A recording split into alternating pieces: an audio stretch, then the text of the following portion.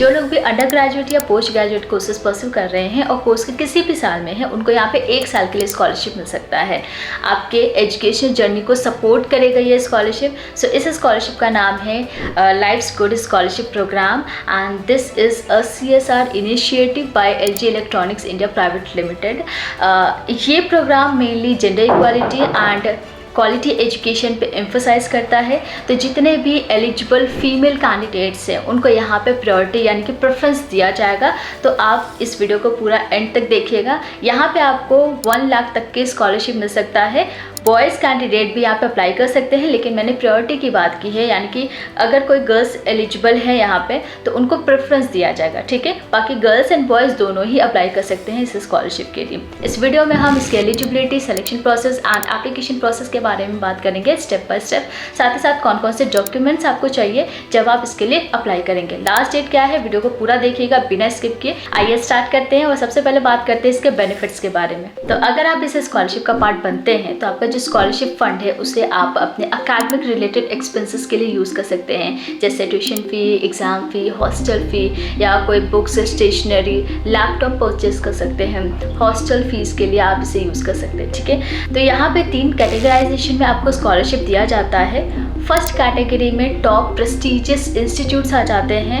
अगर आप IITs, NITs, IIM या फिर एम्स जैसे इंस्टीट्यूट से अंडर ग्रेजुएट या पोस्ट ग्रेजुएट कोर्स परस्यू कर रहे हैं तो आपको 1 लाख स्कॉलरशिप मिल सकता है 1 साल के लिए। दूसरी कैटेगरी जो है उसमें आपका जो इंस्टीट्यूट है उसकी स्ट्रेंथ ग्रेटर देन 2000 होनी चाहिए एंड उसके लिए आपको 50,000 स्कॉलरशिप दी जाती है। थर्ड कैटेगरी के लिए आपका जो इंस्टीट्यूट है उसका स्ट्रेंथ 1000 प्लस होना चाहिए एंड उस केस में आपको 30,000 स्कॉलरशिप दिया जाता है। सो 1 लाख 50,000 एंड 30,000 ये कैटेगराइजेशन है। आप जिस भी इंस्टीट्यूट से बिलोंग कर रहे हैं, मतलब जिस भी इंस्टीट्यूट से अपनी ग्रेजुएशन या पोस्ट ग्रेजुएशन कर रहे हैं, उस केस में आपको उसके अकॉर्डिंग ही स्कॉलरशिप डिस्ट्रीब्यूट की जाएगी।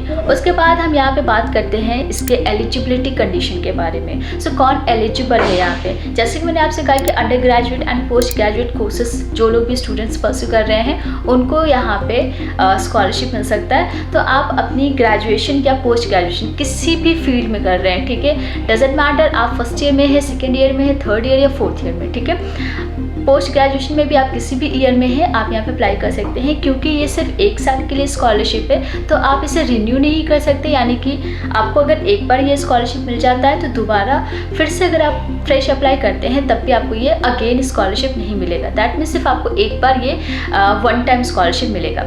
सो आपका जो इंस्टीट्यूट है जहाँ से भी आप अपनी ग्रेजुएशन कर रहे हैं, आपकी जो 12th में मिनिमम 60% चाहिए, या फिर आप सेकेंड या थर्ड ईयर में है तो उसके प्रीवियस ईयर में मिनिमम 60% रिक्वायर्ड है अप्लाई करने के लिए, ठीक है। अगर 60% से कम है आप यहाँ पे एलिजिबल नहीं हैं। बॉयज़ एंड गर्ल्स दोनों के लिए मैं बता रही हूँ। और हाँ, गर्ल्स को यहाँ पे प्रेफरेंस मिलता है, तो गर्ल्स इस अपॉर्चुनिटी को मिस मत कीजिएगा। आई थिंक बहुत अच्छी अपॉर्चुनिटी है आप लोगों के लिए। अगर आप ऐसे टॉप इंस्टीट्यूट्स या फिर जो इंस्टीट्यूट हमने डिस्कस किया है उसकी लिस्ट मैं आपको यहाँ पे दिखा रही हूँ। अगर इनमें से कोई भी कॉलेज या यूनिवर्सिटी है जिसमें आप अपनी ग्रेजुएशन या पोस्ट ग्रेजुएशन परस्यू कर रहे हैं, डेफिनेटली अप्लाई कीजिए। और अगर इस लिस्ट में नहीं भी है तब भी एक बार ट्राई ज़रूर कीजिए। और अगर किसी के पेरेंट्स की इनकम 8 लाख से कम है तो उनको भी यहाँ पे प्रेफरेंस दिया जाएगा। इसके बाद इसके सिलेक्शन प्रोसेस के बारे में बात करते हैं। सो सबसे पहले आपको ऑनलाइन अप्लाई करना होगा। स्टेप बाय स्टेप क्या प्रोसेस है वो हम आगे डिस्कस करेंगे अप्लाई करने का।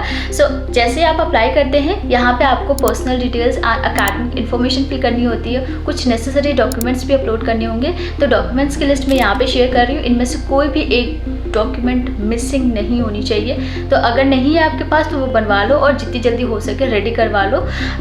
यहाँ पे अप्लाई करने की टाइम ड्यूरेशन बहुत ज़्यादा नहीं है, तो बहुत कम टाइम में ही आपको अप्लाई कर लेना है।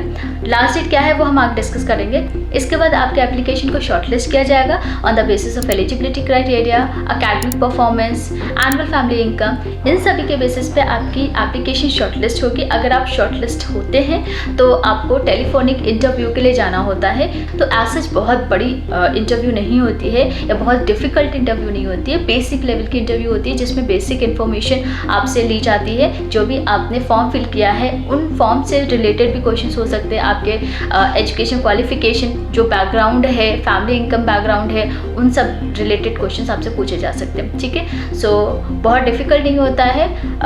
टेलीफोनिक इंटरव्यू के बाद आपको ऑन बोर्डिंग प्रोसेस के लिए जाना होता है जिसमें आपके डॉक्यूमेंट्स भी वेरीफाई करते हैं आपकी एलिजिबिलिटी को कंफर्म करने के लिए, एंड देन आप फाइनली सेलेक्ट होते हैं। सो ये बहुत ईजी प्रोसेस होता है, सिर्फ आपको अच्छे से ऑनलाइन अप्लाई करना है अगर आप एलिजिबल हैं। ठीक है, तो आइए बात करते हैं कैसे अप्लाई करना है। सो अप्लाई करने के लिए आप ऑनलाइन ही अप्लाई कर सकते हैं, जिसके लिए मैं ऑफिशियल लिंक डिस्क्रिप्शन बॉक्स में ड्रॉप कर दूंगी। सो ये जो ऑफिशियल वेबसाइट है बडी फर्स्ट स्टडी का, यहाँ पे अप्लाई नाउ पे क्लिक करेंगे एंड जैसे आप यहाँ पे क्लिक करते हैं आपको सबसे पहले रजिस्ट्रेशन करने के लिए बोला जाता है। अगर आप ऑलरेडी रजिस्ट्रेशन कर चुके हैं तो आपको लॉगिन करने के लिए बोला जाएगा, तो आप पासवर्ड डाल के जिसपे ईमेल के थ्रू या फिर मोबाइल नंबर के थ्रू लॉगिन कर सकते हैं। ठीक है, और जिन्होंने रजिस्ट्रेशन नहीं किया है पहले वो रजिस्ट्रेशन करेंगे एंड देन लॉगिन करने के बाद आगे का प्रोसेस देखेंगे। ठीक है, सो यहाँ हमने लॉगिन कर लिया है और अप्लाई करने की जो डेडलाइन है वो 23 मई 2024 है। सो 23 मई के बाद आप अप्लाई नहीं कर सकते हैं। ये कुछ इंस्ट्रक्शंस है, इसको देखने के बाद स्टार्ट एप्लीकेशन पर क्लिक करेंगे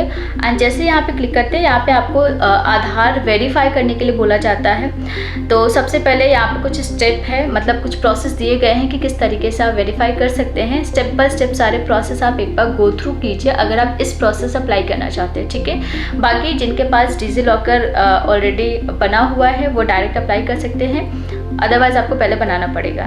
सो यहाँ पे आप देख रहे हो ये पूरा प्रोसेस चल रहा है। यहाँ पे वेरीफाई करना है OTP डाल के एंड डिजी लॉकर पे आपको यहाँ पे सिक्योरिटी पिन डालना होगा।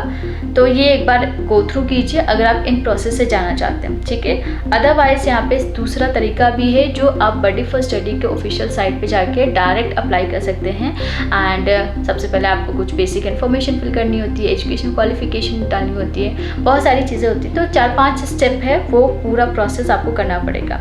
तो आइए देखते हैं दूसरा जो प्रोसेस है वो कैसे आप कर सकते हैं। नॉट एबल टू वेरीफाई के बगल में ट्राई अनदर वे है, यहाँ पे क्लिक करेंगे और जैसे आप यहाँ पे क्लिक करते हैं आप देख रहे हो सबसे पहले आपकी जो ईमेल है उसे वेरीफाई करनी है एंड स्टेप बाय स्टेप यहाँ पे फॉर्म फिल कर सकते हैं। कुछ बेसिक इन्फॉर्मेशन ऑलरेडी भरी हुई है जो आपने भरा हुआ है अभी, और उसके बाद एजुकेशन डिटेल्स, फैमिली मेम्बर्स के बारे में कुछ इन्फॉर्मेशन डालनी है, डॉक्यूमेंट्स अपलोड करेंगे। ये सारी चीज़ें करने के बाद प्रीव्यू करोगे और प्रीव्यू के बाद सबमिट कर सकते हैं फाइनल। तो इस तरीके से फ्री में आप ऑनलाइन अप्लाई कर सकते हैं, कोई पैसा आपको नहीं देना है। हाँ, ऑफलाइन प्रोसेस नहीं है अप्लाई करने के लिए। तो स्कॉलरशिप के बारे में और जानना चाहते हैं तो ये पूरी प्लेलिस्ट है, इसमें आप अपने कोर्स के अकॉर्डिंग, आप अपने कैटेगरी के अकॉर्डिंग अप्लाई कर सकते हैं। तो आज के लिए बस इतना ही। कोई भी डाउट हो आपको इस स्कॉलरशिप से रिलेटेड आप हमें कमेंट कर सकते हैं। बहुत जल्द मिलेंगे ऐसे और भी इन्फॉर्मेशन या इन्फॉर्मेटिव वीडियोज़ के साथ। तब तक के लिए thank you so much and take care.